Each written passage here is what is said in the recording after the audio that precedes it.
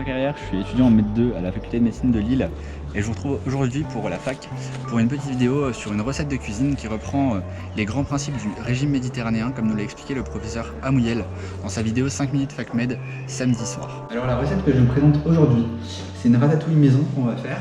On va l'accompagner de blé qui sera du blé complet et d'un filet d'huile noire qu'on va venir paner dans de la noisette et du parmesan et qu'on va cuire au four.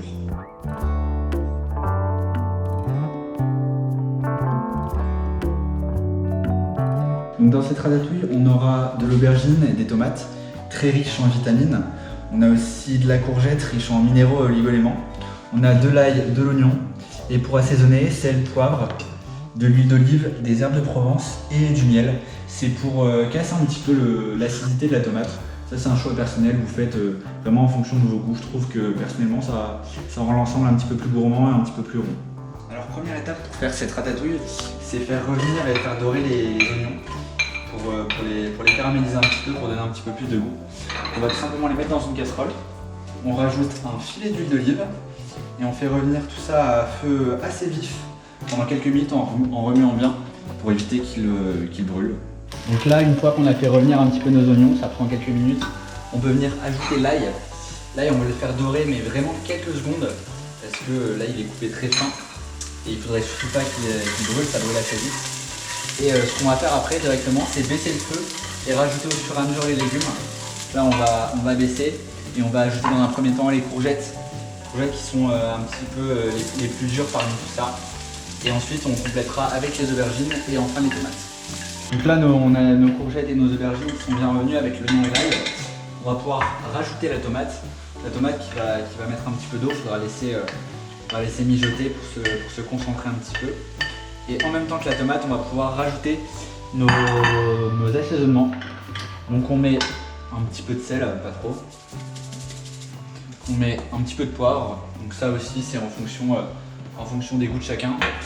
On peut être assez généreux en herbes de Provence. Bon, l'idéal c'est quand on a moyen d'en avoir des fraîches, mais là à défaut on se sert de ça. Et donc là moi c'est à ce moment là que je rajoute une petite cuillère à soupe de miel pour casser un petit peu cette acidité. Donc là avec ça on laisse mijoter, on laisse revenir tranquillement à feu doux.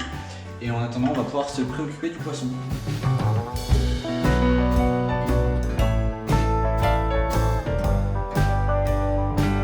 Maintenant on va s'attaquer à notre poisson.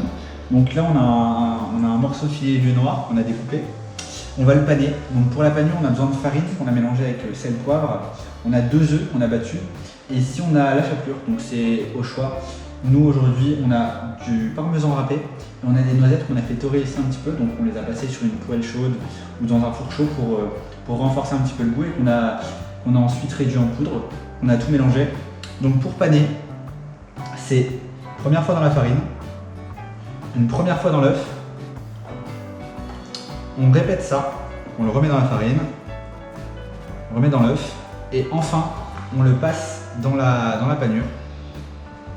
Donc là le but c'est que ce soit bien pané pour que ce soit plus gourmand, plus croustillant et qu'on ait plus de goût. On a envie d'avoir vraiment le goût du parmesan et de la noisette. On dépose ça sur une plaque, donc on a mis un petit peu d'huile d'olive sur la plaque pour éviter que ça colle et que ça grille un petit peu. Et on met ça dans un four chaud, un four préchauffé à 200 degrés à peu près, et on laisse ça 10-15 minutes en fonction de la taille du poisson. En attendant, on va faire une petite entrée vraiment express dans le même univers. On va faire une salade grecque. Donc pour ça, on a besoin de concombres, de tomates, de feta, d'olive et tout simplement un tout petit peu d'huile d'olive avec juste sel, poivre pour assaisonner. Donc on prend une petite verrine, on vient mettre dedans un petit peu de concombre, on rajoute un peu de tomate, on met quelques cubes de fromage de brebis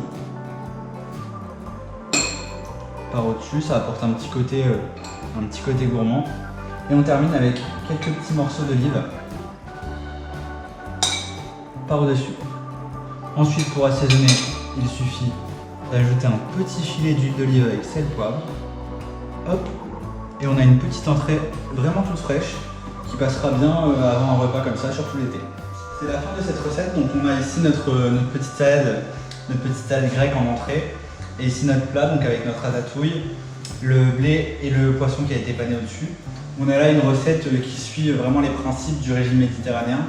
Donc on rappelle avec privilégier des poissons, des viandes maigres, utiliser de l'huile d'olive à la place du beurre et utiliser pas mal de fruits, surtout des fruits et légumes de saison, des fruits secs, des céréales complets.